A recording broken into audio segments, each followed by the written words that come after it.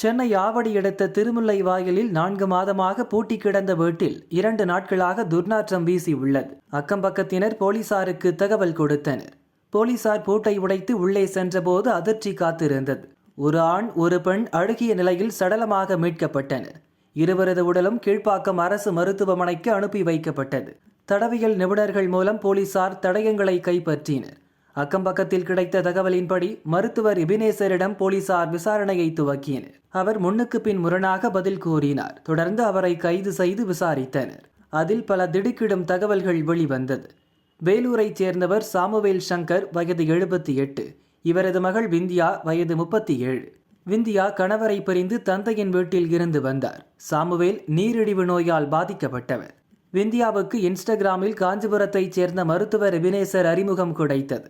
தந்தையை சென்னைக்கு அழைத்து வந்தால் நான் சிகிச்சை அளிப்பதாக எபினேசர் கூறியிருக்கிறார். விந்தியாவும் சென்ற செப்டம்பரில் தந்தையுடன் சென்னை வந்தார். தொடர்ந்து சிகிச்சை அளிக்க வாடகை வீடெடுத்து தங்கும்படி எபினேசர் கூற திருமுல்லை வாயில் அருகே ஒரு வீட்டில் தங்கியுள்ளனர். எபினேசரும் அவ்வப்போது வந்து சிகிச்சை அளித்துவிட்டு சென்றிருக்கிறார். இந்த சூழலில்தான் 4 மாதங்களாக இவர்கள் இருந்த வீடு பூட்டியே கிடந்துள்ளது. டயாலிசிஸ் சிகிச்சையின் போது ஒரு நாள் சிகிச்சை பலனின்றி சாமுவேல் இறந்துள்ளார். விந்தியா எபினேசரிடம் சண்டை போட்டுள்ளார். வாக்குவாதத்தில் விந்தியாவை கீழே தள்ளிவிட்டு எபினேசர் சென்றுள்ளார். மீண்டும் திரும்பி வந்து பார்த்தபோது விந்தியாவும் தலையில் அடிபட்டு இறந்தது தெரிய வந்தது. ரூம் முழுதும் வாசனை திரவியத்தை தெளித்து துர்நாற்றம் வீசாமல் இருக்க அவர்கள் உடல் மேல் சில கெமிக்கலை ஊற்றிவிட்டு சந்தேகம் வராமல் இருக்க வீட்டை பூட்டி சென்றுள்ளார் எபினேசர்.